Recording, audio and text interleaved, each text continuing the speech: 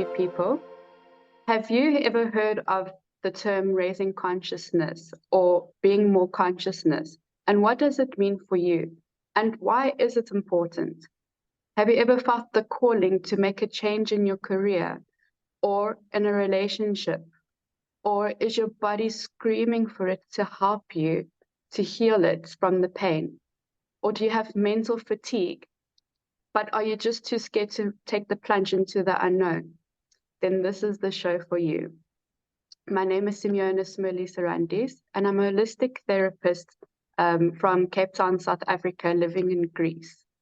I've made these changes in my life, and my goal is to connect with people globally and share their stories and learn how to grow as a community. I want to inspire people to make changes that they've been wanting to make in their lives and create a worldwide network of a holistic healing and self-sustainable community, finding new and existing ways of innovation to create heaven on earth and sharing it all with you. Which brings me to my first ever guest on my channel, Yolanda Arendse from Cape Town, South Africa. Yolanda went from being an established career in marketing, working with huge companies such as Coca-Cola, the Springboks in all major sporting games, MTN, Nestle, Standard Bank, and such a high, fast-paced company that she built with a business partner for 14 years. And she moved to being a holistic coach, building her holistic place in her home. And she's written her first book. And now we're going to find out how she's made these changes and how it's impacted her life and her health and her relationships. And hopefully she's going to inspire us. So welcome, Yolanda, to the show. I hope you're doing well. Hi, Sim, and all the guests that are tuning in. Thank you so much for having me. It's such a very special privilege and an honor to have a chat with you today. Thank you. Perfect. Let's dive right in. What is consciousness? And do you think it's important to be a conscious person? So in my experience, I think that as human beings, it is important for us to become more conscious. Consciousness for me it's simply awareness of an inner self, not so much our cognitive thoughts, not so much just our thinking mind, but like a higher awareness that comes from a place deeper within ourselves. So firstly, to me, that's what consciousness means. It's a state of heightened awareness towards your inner self. And I think it is important because beyond our physical thinking mind, the brain is important to tell us where we are and what we need to do and how to function. But I think that there's a voice that also leads us from within. So I think it is important because it can help us navigate this life on a much more comfortable level, reduce some of our pain and our suffering if we become more aware. So that's essentially what consciousness is for me. I think somehow on a grander, bigger scale, if we're going towards the spiritual realm, that we are already consciousness. But in our human experience, being flesh and blood in this body currently, to be in the state of awareness. Okay. And how does raising consciousness start to heal and transform our lives? So I think being in a state of consciousness becomes a conduit for you taking different actions in your life. There's a quote I love, and for a moment, I just can't remember who it is, but he says, you cannot intervene in a world you cannot see. So when something is blind to you, when you're unconscious of it, you can't intervene, you can't see it, you don't know what to do with it. But the moment you become conscious of it, you bring it out of your unawareness into your awareness, then you can do something with it. So, for example, if it is something that's not working for you in your life, when you become aware of it, then you're like, oh, that is what's happening with me, or that's how I'm experiencing things. And if I don't like it, I want to change it, I can do something about it. So, for example, if I have an underlying constant vibration of being angry, like low-level anger all the time, things trigger me, I'm always angry. my engagement with the average person, whether I'm at the store buying something, I could flare into irritation and be angry because they didn't serve me quickly enough in the queue, or in the traffic, I could be angry and be angry at the driver next door. But that will be my experience. When I'm spewing out anger or expressing anger, I'm triggering anger in that person as well. They bring in anger back to me. Yes. But if I'm unaware that that's the vibration I'm sending out or the way I'm living my life, then I won't know why everything is so tense and angry around me. When we become aware, and people say to me, perhaps, you know, you're always frustrated, you're always angry. If I'm really listening, I can tune into that and say, oh, and this is bringing more anger closer to me. So then we can start to shift our experiences that we're not enjoying in life. And you can replace that word anger with anything: fear, Yes. frustration, anxiety, playing small, feeling powerless, whatever that thing is. When it becomes in your awareness, consciousness, you can do something with it. I like that. I like the words also reflection, because when we give out anger, we get back anger or fear or whatever it is we're giving out. 100%. And another thing is that when someone says to you, like, why are you always so angry? Instead of taking it so personally, you actually have to be like, okay, maybe they are making a point. What is it can I do about this to change it? And I think that's the whole part of being consciousness, isn't it? 100%. And you Yeah. say a beautiful thing. It's if we're willing to hear the feedback that's being given to us. When we constantly hear from different sources, someone might say, Correct. oh, you're always angry, and the next person says, don't be so angry, or why did you get so angry? It's the same message. Anger is the common theme. And so if we just let down our defenses a little bit and let that message come in, we can tune in and listen. Yeah. That's so true. Okay, so tell us a little bit about your journey, about going from your corporate world to your achievements and your personal life to finding a more conscious path for yourself. Yeah, so I grew up in Cape Town. I was born in Cape Town. I'm South Africa. I live in Johannesburg now. I relocated here about nearly 20 years ago now. And yeah, I grew up in a beautiful big family with 3 other siblings. I'm somewhere down in the middle. And my mom was a Middle housewife. middle child syndrome. Middle child syndrome, or last daughter syndrome in my case. And we always give those things meaning, but it somehow affects us, right? So I grew up in a relatively normal family. It was a very strict upbringing. My parents grew us in a very sort of contained, strict household. There were lots of rules about what you could and couldn't do. Also in a strict religious upbringing. And one of the things for me as a child, I always grew up with this understanding, I suppose around my age in the 70s, 80s, was children are seen and not heard. And so we weren't really allowed to speak up, say what we're feeling. And I mean, it is no judgment really on that, but it was just how it was. And I suppose it's common, it's not such an unusual situation, except somehow it made me feel contained.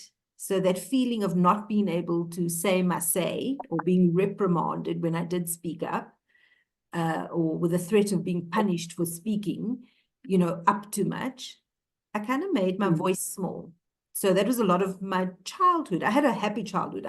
We went hiking. We were always in nature. We traveled a lot. So there were beautiful things. But on an emotional level, I tended to keep my voice contained. And it happened during school. I wasn't always the one to speak up. And then when I started, I did a PR diploma, communications diploma. And the year I graduated, I was top performer. It was the first time I was top performer in anything. At school, I wasn't really a top performer. And so I was like, oh, that feels really nice, being the top student. And then my lecturer at the time, she was heading up the Cape Town office of a big South African PR firm, which was based in Johannesburg. And she invited me to come and work with her. So straight out of college, just finished my diploma, and I walked straight into my first not admin job, not straight into a PR job. And I was like, wow, this is incredible. And to be honest, something bit at the time. It was this bug of, oh, I can actually be more forward thinking, more put myself sort of forward in the limelight. And I actually started enjoying these firsts, you know, and my career fast-tracked very quickly. During that time, I was 26 months into my first job. I fell pregnant with my son, wasn't married. And now here's the situation. Oh, I've just fallen pregnant. And I decided that I wasn't going to be a statistic, like the 20-year-old girl that fell pregnant and just messed up everything, because I had these great opportunities and now suddenly. So my son was literally 2 months old and I went straight back to work and I decided to give it a good go. I was going to make this career work. But it also kind of came at a cost, you know, upfront. It started coming at a cost. But I also got attracted to all the labels of success, to be honest. And so I got headhunted twice within the first 6 years of my career. By the time I was 26, I was a head of department, the youngest head of department in my third company that I was working with. And 3 years later, I relocated to Johannesburg. And within a year of relocating, I got offered an opportunity to start or join a business with 2 other partners and start our own marketing agency. And this is all by the age of 31. So my career was doing this and I was chasing that thing. And it was an incredible career. So then I went into this business partnership with 2 business partners. I was the one female and there were 2 males. And again, it was a series of firsts, like first female to join this partnership, all of that. And we joined a bigger group, which had offices across the continent, so across 21 offices on the African continent. And it really felt like my career was taking off and really moving in the right direction. And I had a wonderful, exciting, amazing career, lots of success, lots of awards, lots of travel around the world internationally with big brands and international sporting events like you can't even imagine, just like World Cups and incredible things. But it came at a cost because I was always wanting to prove myself. That was my big thing. Somehow that feeling of needing to speak up and be seen never ever left me as an underneath feeling. And so I was always chasing success and needing to prove myself. And in the process, to be honest, I broke myself. I literally broke myself down physically, mentally, and my emotional state. I was so depleted. So what really happened was in 2017, I had an anxiety breakdown. So there's so many terms for it: nervous breakdown, stress breakdown, burnout. But essentially, it's the same thing. I got to a point where I was operating with zero energy and just giving more and more of it out. So I didn't ever come into a place of replenishing my energy, and it wasn't healthy. So my body essentially broke down. And that is really what led me to becoming more conscious, more aware of what my choices were. But if I must tell you, there were things that were calling me before. I was just not listening. So the consciousness was always there from my early 20s. I came into a state of awareness and they were always there, but I just didn't tune into it. Yeah. So also don't forget about the cost of the relationship with your son as well. And that's critical because, as I said, I went back to work when he was 2 months old, right? And in that process, the career was amazing, and my career afforded me amazing opportunities. I was 26 years old when I bought my first property in Sea Point in Cape Town. I mean, right near the beachfront. So it gave me a lot of financial success and all of that, but again, at the cost of this relationship and time with my son. So he was 8 or 9 years old when I relocated to Joburg. And at the time I asked his dad and his girlfriend if they would also relocate so we could still be together as a family. And they agreed.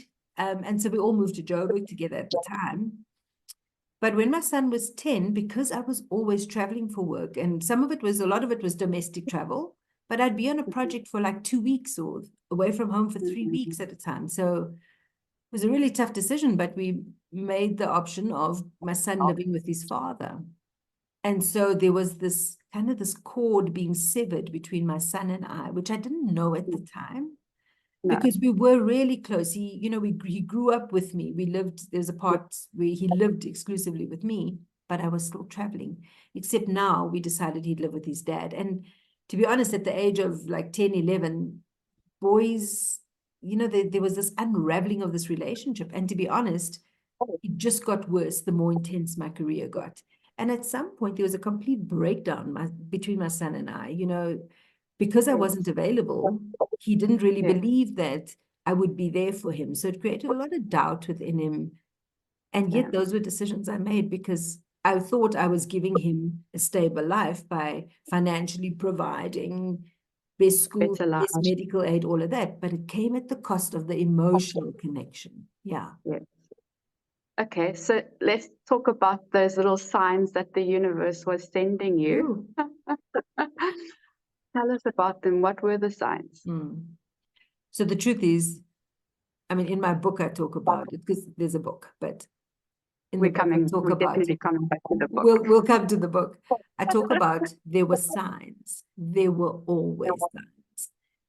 And yet I wasn't tuning into them. So, but if I'm going to recall 3 of them. So one, kind of around about 2010, 11, somewhere, I can't remember the time, but my husband now, and I had just reconnected after a long time of having first met many years ago, but we reconnected. And I was so focused on my career at the time that when he came to spend some time with me in Johannesburg, and we were trying to see if this was a chance for us to now be together, while we had the most incredible connection, and it was our first chance to actually be in a relationship. So the connection was there, the beauty, the nurturing, everything was there, but it was in a little bubble because every morning I still got up to go to work. And the moment I went to work, I was sucked back into that world.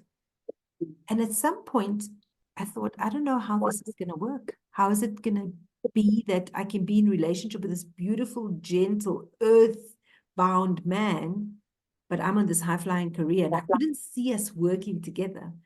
So after 2 weeks, we both got on a plane to go back to Cape Town, and I said, I don't think it's going to work. So that was my first sign, if you had to call it, is here was something really beautiful being presented to me. I was mid-30s, and I was really looking to be in a very stable, beautiful relationship. But my drive towards my career, I didn't catch that. I just missed something beautiful. So sign number 1, which I missed. The second one was literally also relating to my son, actually. He was probably around the same time, about 11 years old. And he needed an emergency tonsillectomy, suddenly got sick, and he'd had tonsillitis quite a few times. But now the doctor had said, you need to take it out. And they said, we can take it out tomorrow morning. So I said, okay, let's do it. And so we did. We had the op and everything, except I was booked to go away on a 2-week trip for work the next day. So we had the op done. My son came home. And that night he slept, and I nursed him and all of that. But the very next day, if you'll believe it or not, while his temperature was still high and burning through the roof, because to have this stuff out is quite... I got on a plane and I went away for 2 weeks of work. And I left my sick child behind with his dad and his girlfriend. Okay? And again, there was a feeling of deep discomfort in me, like I was frustrated that I had to get on that plane. But no amount of conversation and negotiation at the office resulted in me being able to stay, not even for an extra day. So immense guilt around who I'm being as a mother, but still chasing the career. So I got on that plane because I didn't think I had a choice. Of course I had a choice, but I didn't think I had a choice. Or I was afraid of the outcomes that the choice The consequences. The consequences, exactly. So another sign. But I knew there was a discomfort within me. And then the last one, probably one of the bigger ones, was in 2015, I got hijacked in South Africa at gunpoint, okay? And a very traumatic experience, literally life flashing before my eyes, thinking this is the moment the gun was pointed at me in my side. And my son happened to come behind me at the gate, and then they threatened him as well. And intense trauma. We managed to get away. But the very next morning, I was sitting in my bed, supposedly recovering from this trauma. I didn't go to the office, but I was working on a document. I was working on a new business proposal that morning that had to be in by 12:30. So I shelved this big trauma and I just went, open laptop, work. I was just functioning. All of these were wake-up calls, but I was listening. Eventually, the big one came, but those were the signs that just I wasn't listening. Yeah. Okay. And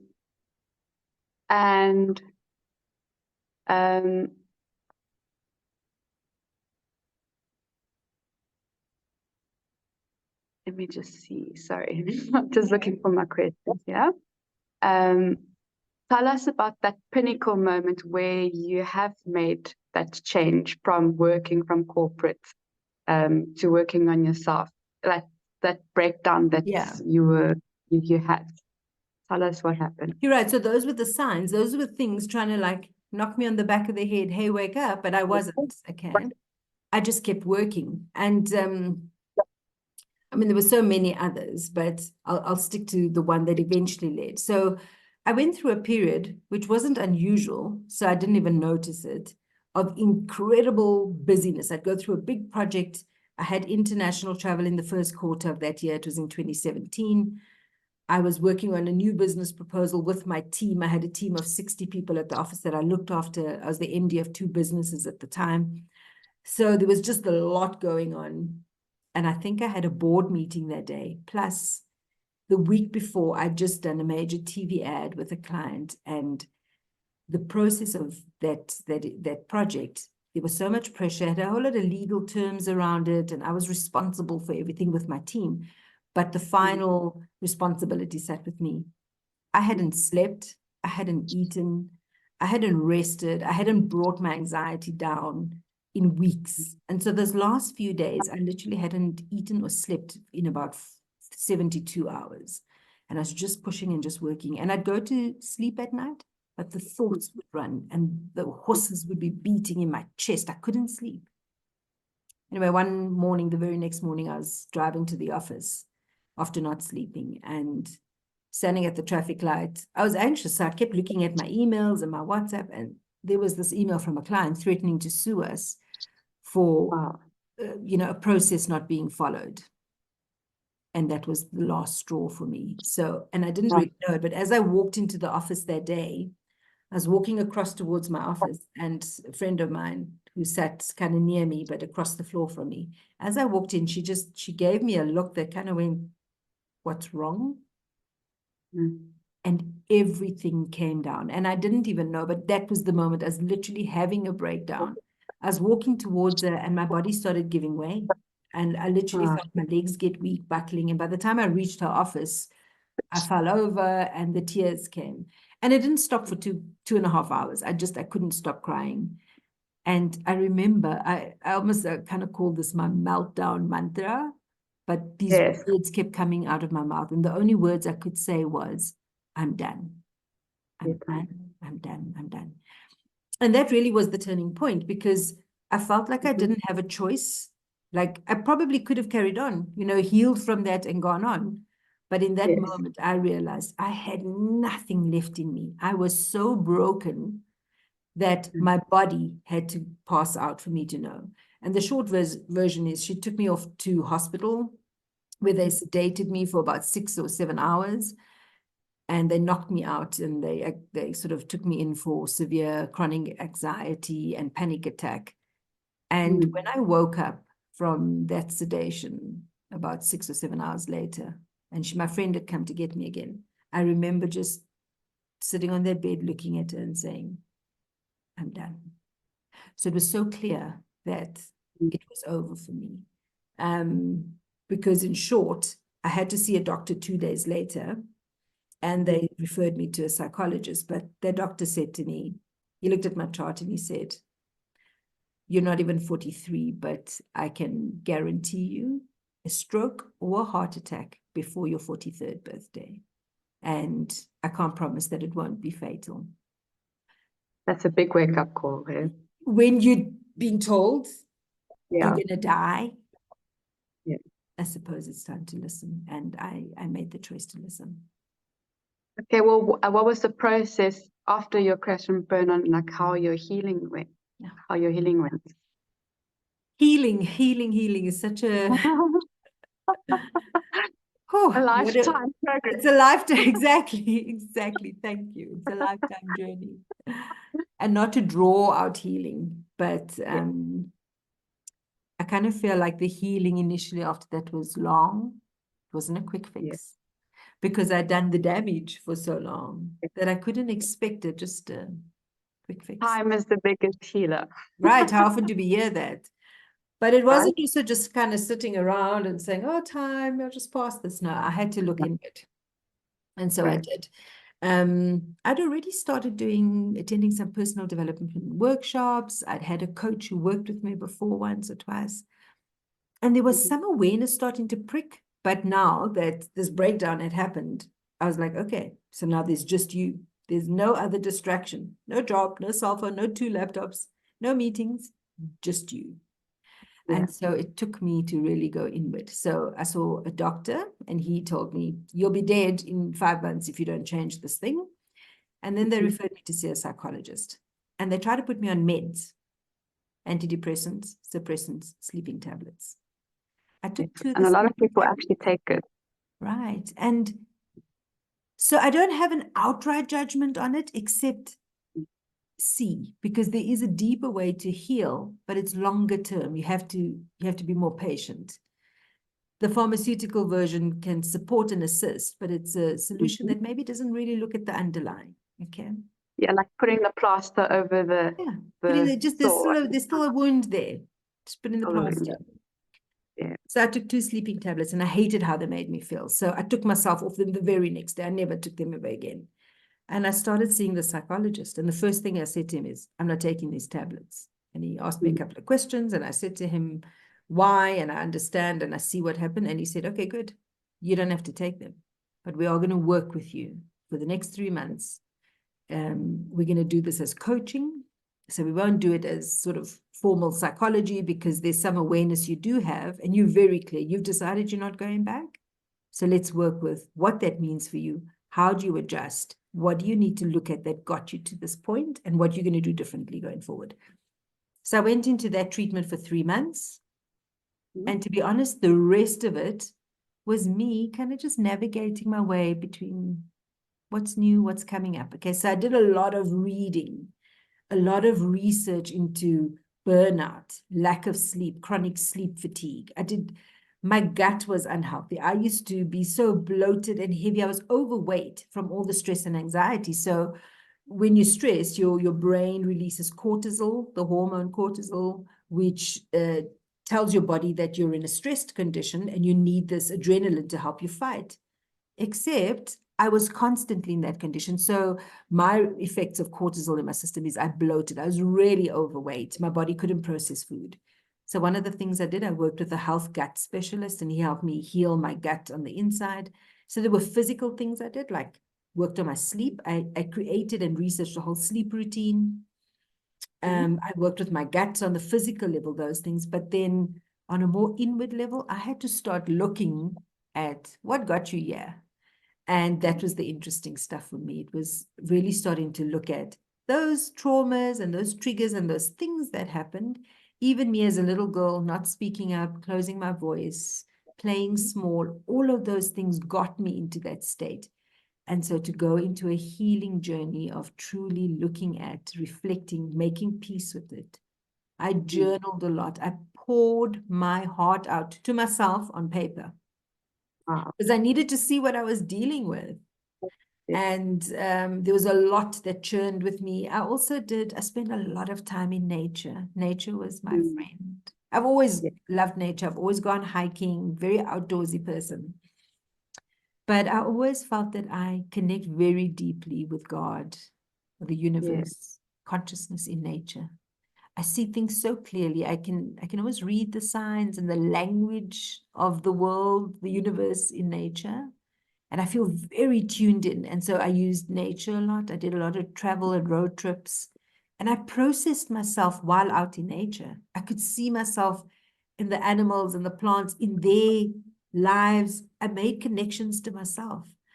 And it became so clear. I mean, I did some other beautiful experience. I did some plant medicine as well, which is a whole nother experience of seeing beyond the physical eyes, really going into the subconscious. Deep work, lots of processing, but essentially all the elements that helped me onto my journey into healing, into processing, into really looking at myself. Yeah. Okay. Well, let's go back to writing. You have just written yourself a beautiful book. I'm very excited for it to be published. What is it called? And give us a little sneak peek about what it's about. So thank you. I am so excited. So firstly, this writing. So I've always journaled my entire life. I think when I was little, I used to cut up my school books, the leftover pages, and make like a mini book. And I used to, so I've always journaled, I've always written. I did that with pictures. Right, isn't it so cool? Like we used to do cool things like that. I always did that. And so writing to express myself or to process was always part of who I was. And during that healing process, those few years ago, since 2017, I was writing a lot to journal. And eventually, the last 2 years, I was like, this is actually, it's a book. It feels like a book. And there was this thing that stood out for me that Brené Brown, the author of all those beautiful books on vulnerability and how to lead a great life, there's this one thing she says about in the vulnerability book. I think she says, one day you will tell your story of how you overcame and it'll become someone else's survival guide. So I thought, okay, I've got a story to tell, and perhaps it can just shine a light in the direction of someone who's struggling with something similar. So the book is called Gentle, A Healing Journey in No Particular Order. That's the working title for now. Okay. So tell me a little bit about your coaching business and what you have done to your home to make it a beautiful healing sanctuary. So yeah, I started this coaching business while I was going through, I started studying towards my coaching practice while I was in that healing journey. And I had the opportunity to train to become an ontological coach. So I did a 1-year program. And ontological coaching is the study of the way of the human being, the whole human being, right? So it focuses on body, emotions, and language being communication, etc.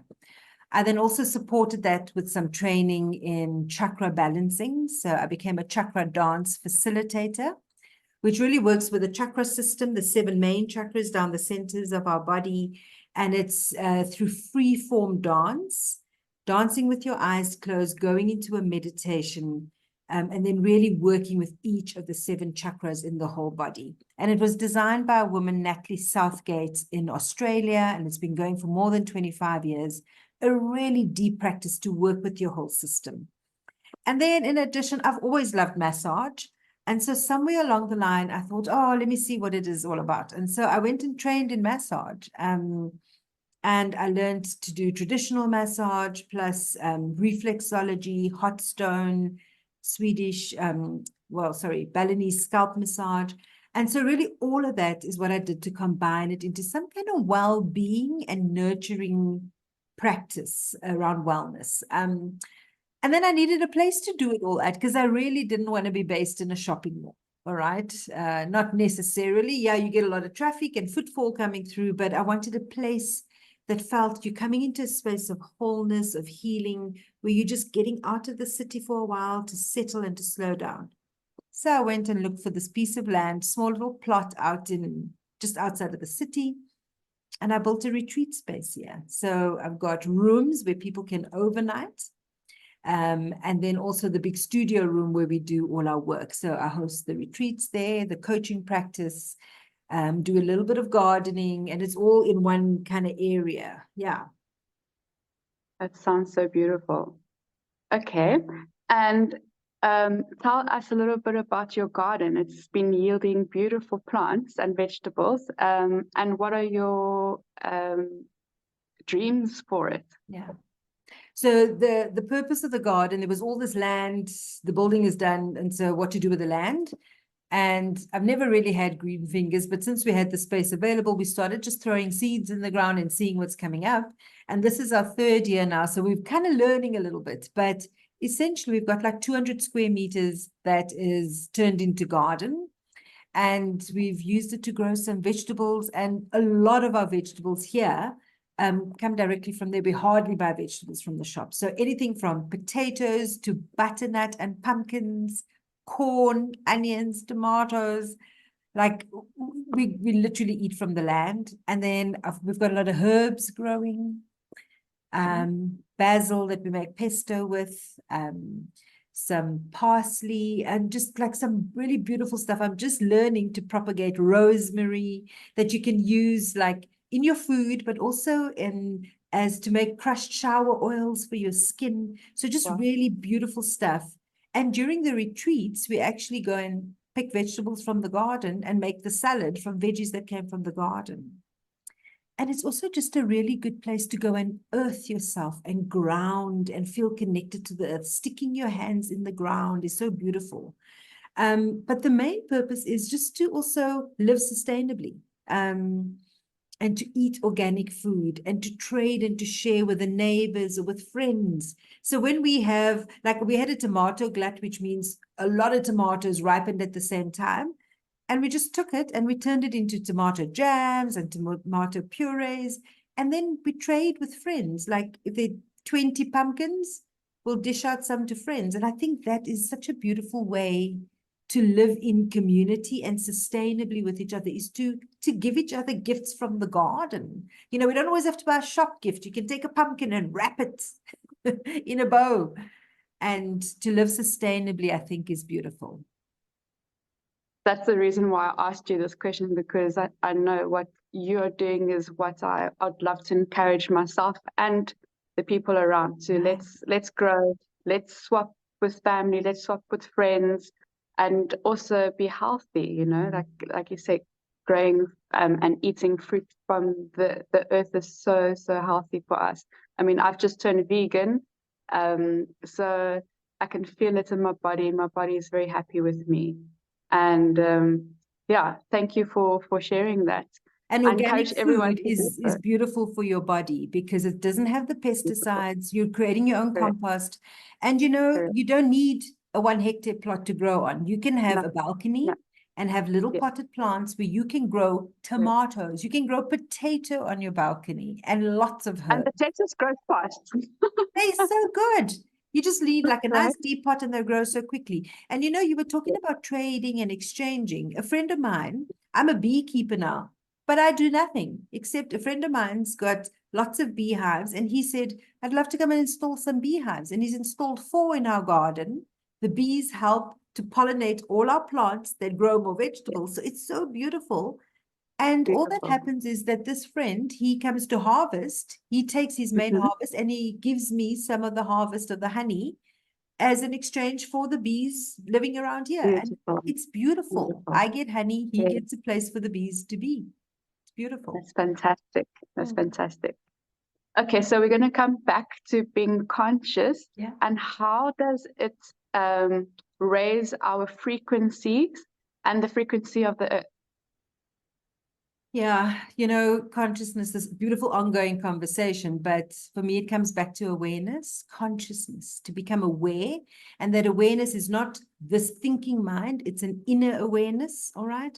So really to tune into the intuition of what my inner self, my higher self consciousness is saying. What does it want? What does it need? Where does it need to still grow and expand? And when we come from that perspective, when consciousness is what is alive in us, the way we speak, the way we engage with someone is from a conscious and awake and aware perspective. And when we are from that perspective, it's really hard to be rude or aggressive or unkind to someone. When you're coming from consciousness, it's from love, essentially. And when we come into the world in that way, we raise the vibration and the frequency of consciousness in the world that way. Because when I speak to you in loving kindness and with care and with compassion, then the impact of that conversation means you go off into your day and you feel seen and heard, and you treat the next person in a similar way. Whereas if I come to you with my aggression and my anger and my frustration, it spirals in that direction. So I think we raise consciousness through being aware of our inner selves and the vibrations we are putting out. Beautiful. And I love the image of a candle, like you that one little candle lighting the other candle, and we just little candles lighting and illuminating the earth. Beautiful. One candle igniting the others, and it spreads. Beautiful. I love that. Okay, so tell us, what do you think a balanced life looks like? I love that question, because for me, I know what a non-balanced life looks like, because I used to live that version. So now, yeah. So, and isn't it interesting? I think a lot of the listeners tuning in might go, yeah, that resonates, because I also struggle with that, right? And so if you are listening and you struggle with being imbalanced in your life, it's because we're not bringing in the elements of the whole human being. I spoke to you about ontological coaching is the study of the way of the human being. And as human beings, we're made up of different domains of energy: physical, emotional, spiritual, and mental. Okay. And when we are not in balance is because we're only plugging into one of them. Okay. So you can also be spiritually imbalanced, so deeply connected into source energy and connecting beyond that you are not grounded in this physical reality. And that's why some people go, oh, spirituality is airy fairy, but it's because there's no balance, right? You must still eat food because your body still needs to be strong. So essentially balance is when you have your physical, your emotional, your mental, and your spiritual energy in alignment. Now, it doesn't mean it all is operating at the same time in 100% alignment, but it means do a spiritual practice to bring you back into stillness and to prayer and meditation. Do a physical practice, eat well, walk in the garden, go to gym, climb a mountain, do something for your physical body. Mental balance, be aware of what you're putting into your mind, because what we consume is what we start living into. And emotions, check in with your emotions. What am I feeling? What is pulling me out? What do I need to bring myself back in? And so that is really what balance is checking those elements and seeing where it's out of kilter and doing something to bring it back in. Do something for yourself. So for me, that is more what a balanced life is. And it doesn't mean we get all 25% each, but do something towards it. Yeah. Yes, like we're constantly rebalancing ourselves. Beautiful. Right. It's like walking on a tightrope and you're feeling you're going this way and you have to bring yourself back in. Right. So it's beautiful. I like that. We constantly balance. I like it always to check in with yourself. Yeah. Check in. Ask a question. Yeah. Yeah. All right. And so going back to do things that you love, why do you think it's important to find a hobby or to have a goal and a dream and to pursue it? Okay. So we're human, right? We've got arms and legs and ears and eyes. We came to experience this physical being. So experience it. Also, connecting into a hobby is a form of expressing that greater magic within you, right? So I love writing. I love being in nature. What do you love? I love being in nature, taking pictures, dancing, singing, doing things with my hands. I get so excited, being creative, right? Teaching, learning.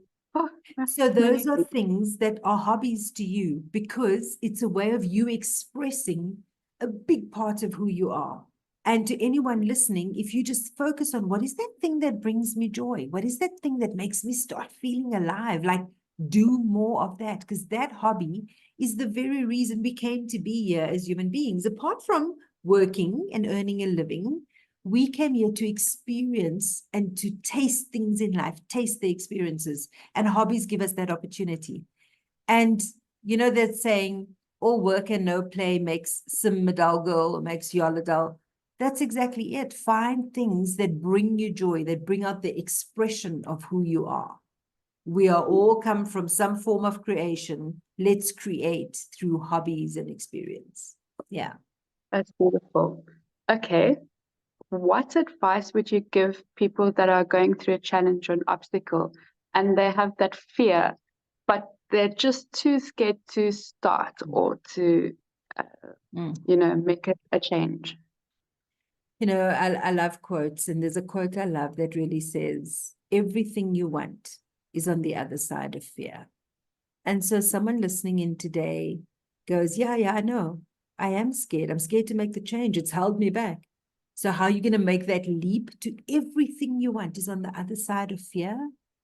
You have to do something, just one thing. There's a saying that goes, I think it's a Buddhist saying, it says, as you step on the path will appear. All right, so the next step comes the next step. And the thing really to do is create a vision, create a design for what is it, that thing that I want. And if I don't do that thing, how empty am I going to feel? If I don't go after that dream and the desire, and it passes me by, and I next see someone else doing it, how disappointed am I going to feel? If I need to break out of a situation that isn't working for me, I might be in a relationship that's not working for me, and I'm too scared to leave. Everything you want is on the other side of fear. So you need to take one step towards that thing that is just going to help you see the next thing that needs to fall in place, and then the next thing. And if we imagine the whole thing's just going to click into place, maybe that's why we get disappointed. Do one thing, take one step, one move, all right? And somewhere deep inside of you, you have already been designed with all the courage, all the strength, everything you've ever needed is already inside of you. It's just starting to go there and open up and look for it and find your courage. I want to bring in this one big word, vulnerability. Be prepared to be vulnerable with yourself, to check in and say, okay, I can handle this if it doesn't always work out exactly the same way. I'm going to take a chance. I might not have a guarantee, but that is vulnerability, is opening up your heart to the possibility, even if it doesn't work out. That is where change comes up, because nothing can change unless we are willing to do something different. So I really want to bring in that word vulnerability. Be vulnerable in your willingness to want to change. And it also just brings me to my first interview with you. I had to take that first step, Right. Has it been easy? Not all the time, no, but I'm very excited to see where this goes. So thank you. Thank you for that. I love that. And you're right. That is how something new comes about. Beautiful, beautiful. All right. And would you like to take us through a little treatment that you would as a coach to your client? I'd love to. I'm going to do something with you that I think I love to start off every new coaching client intake with this process. So during the discovery process, or the discovery meeting with a new client, it's a process I do. So it's a short process. And all it does is it allows me to check in where the client's at and what is it that they need to work with, because sometimes a client will come to me and say, I'm struggling with this, I need to work with that. But when I go through this process, the truth of what's there usually pops up. Okay, so it's a really short process. It's called the 6 Human Needs. And I think it was designed by Anthony Robbins, beautiful motivational big speaker. And so I'm going to take you through the process of the 6 human needs, but I think just very briefly, because you and I have been in a big chat, let's just bring this energy down just for a moment so that we can soften to go in the process. So we're going to take 3 slow, deep breaths. And we're just going to drop everything, settle everything, pause the whole conversation. So I want you to breathe in through your nose, hold it at the back for 10 seconds, and then slowly exhale through your mouth. Okay? Good. With each breath, you're going to drop your shoulders and relax your belly. Another breath in through the nose. Hold it at the back. And when you feel you're going to burst, exhale. And with the exhale, drop your shoulders, soften your belly, your tummy area, soften it. One more, deep breath in. Going as deep as you can. Our lungs have 3 liters of capacity, can take in a lot of breath. You're going to hold When you're ready, you're going to exhale and drop your shoulders. Flop out your tummy, flop out your belly. Just soften. When you're ready, you can open your eyes. Wonderful. So I just want you to either grab a piece of paper or on your computer screen, I want you to write down the 6 human needs. I'm just going to give them to you very quickly. Just write them down word line by line below each other. The first one is certainty. So you're not going to put a number to it, nothing. You're just going to write certainty. So to be certain, then variety. Yes. Then significance, to feel significant. Yeah. This one is together. It's love and connection. So it's one, love and connection. Okay. Then growth. So expansion and growth. Okay. The last one is contribution. What contribution do you make in the world? All right, you've got them all listed down. Yes. What you're going to do is, and anyone watching can also do this process, you can, once you've written them all down, you're going to give each one of them a number from 1 to 6. So you're going to give it a number from 1 to 6. 1 being, this is really important to me. And 6 being, it's kind of low on my list of importance. So I want you to take a few moments. Don't overthink it. Just the first instinct feeling, give it a 1. Second one, third one, just give it a number.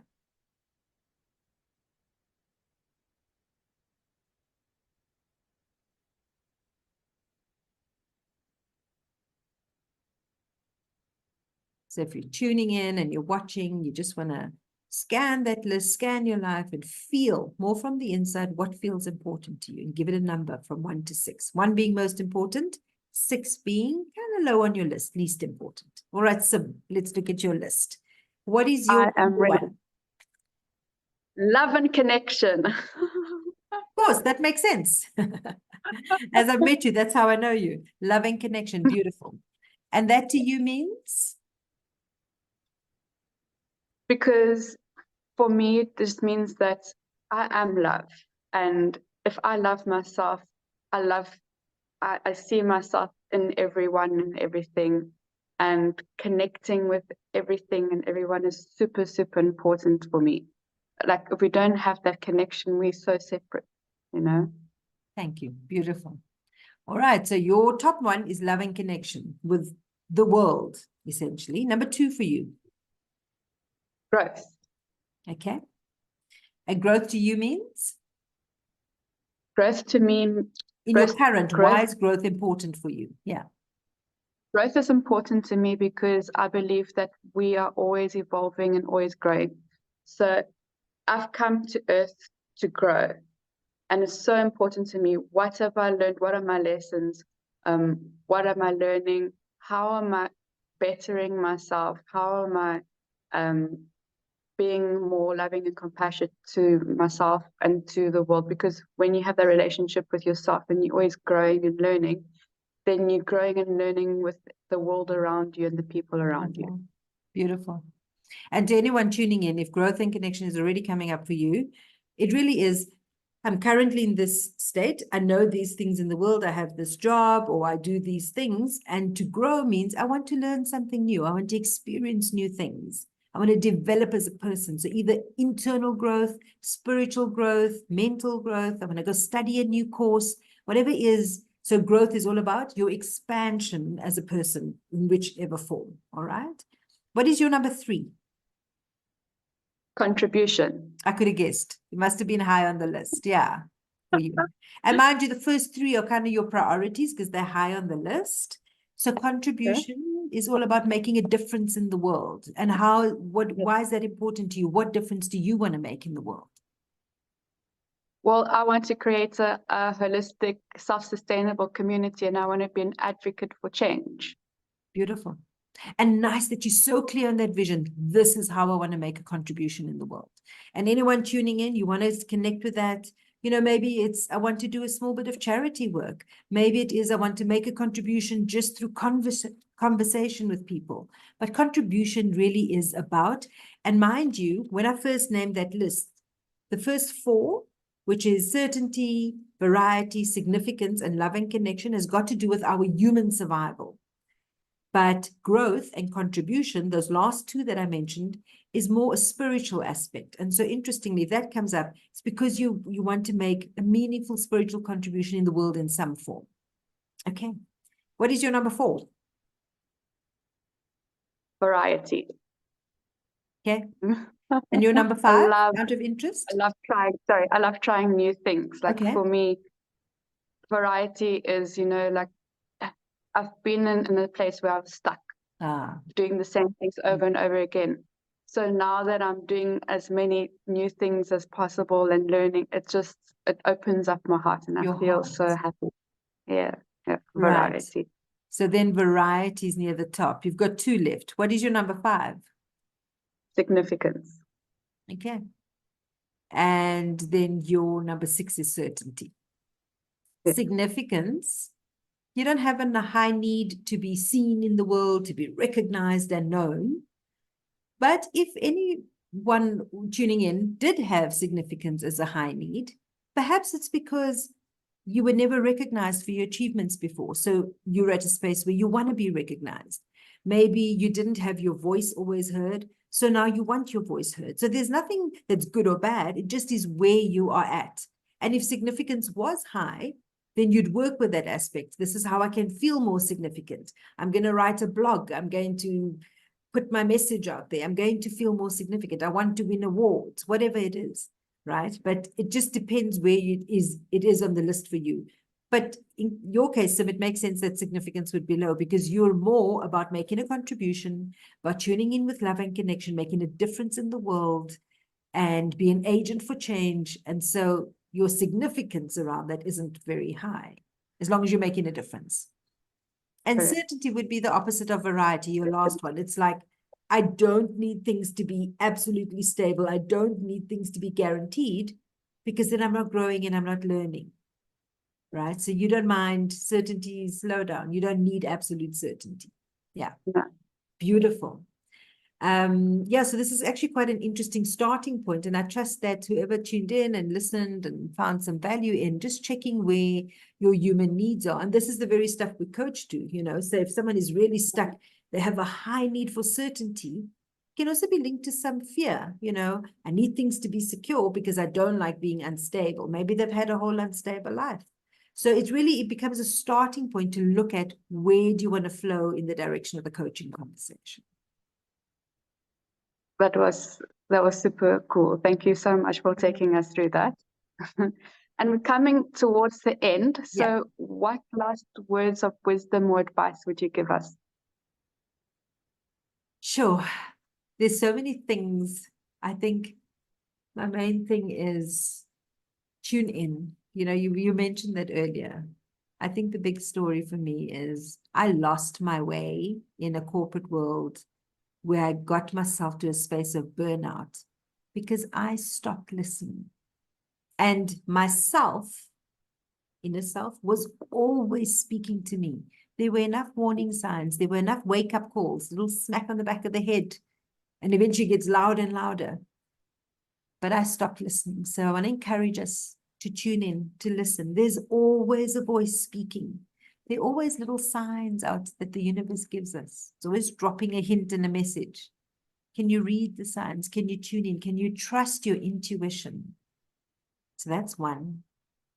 I'd like to encourage everyone to check in with their vulnerability. You know, when we're in protection mode, I must make sure, in control mode, it's the opposite of vulnerability.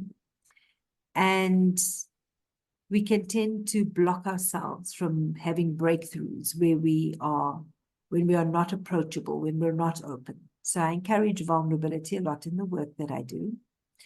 And perhaps just remember that we were all divinely created somehow, whatever your belief system is, and it's different for everybody, but you came here for a reason. You're divinely created. Everything you need is already inside. It's just a case of being prepared to look and open and use your gifts. We all have a gift. We've all got magic to bring. What is your gift? What is your magic?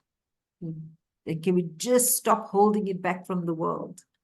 Because it can be small magic, just a conversation. Sometimes your magic is making tomato jam, but it's the most amazing thing when you exchange it with someone. Yours might be massage, working with crystals, card healing, whatever it is. Bring your magic. Bring your magic. Thank you so very much. This was a beautiful first interview, and I appreciate your wisdom and your story. I loved your story that you've shared with us. Thank you. And if anyone would like to come for coaching or healing, where could they reach you? All right. So I'm based in Johannesburg, South Africa. So I coach in person when I'm here or around South Africa. Sometimes I'm in Cape Town and I coach in person. But I also do virtual coaching. So either via whatever virtual platforms there are, they're very various ones. So Teams or Zoom or whatever platforms there are. So that's, and I do coach, like I have got one or two international clients that I coach just via the virtual platforms. And then the retreats, I host them currently in Joburg, but I've also done a retreat outside of the city here. So I'll maybe go to Cape Town and host a chakra dance weekend there, or I might host medicine music. I don't play any music, but I do a medicine music circle where I do a playlist of songs around a theme, whether it's healing or forgiveness or nurturing energy. So I do a playlist and I do those retreats, and they're mobile. I can do them anywhere. But people can find me currently. So my website's under development because I'm going through a change and I've decided to pause that. But you can find me at my email address, which is Yolanda Arendse1@gmail.com. All right. So that's my current email because my business one is on pause. And then you can find me on Facebook. My company Facebook page is The Gentle Life. So The Gentle Life. And Sim, you can actually just put up the spelling and all of that later. And then I'm on Facebook as Yolanda Arendse. I'm somewhere on LinkedIn as Yolanda Arendse. So you'll find me there and thereabouts. But my company is called The Gentle Life. And yeah, I work virtually and in person. Yeah. Thank you so much, Sim. Thank you. Perfect. I will drop the links of everything down below. So if you want to click on and have a look. Perfect. Thank you so much. I hope you have a beautiful day. And to all you lovely people for watching, thank you so much. I hope you learned and got inspired from this beautiful lady. And I hope you all have a wonderful day. Bye for now. Thank you. Bye-bye, everybody. Thank you.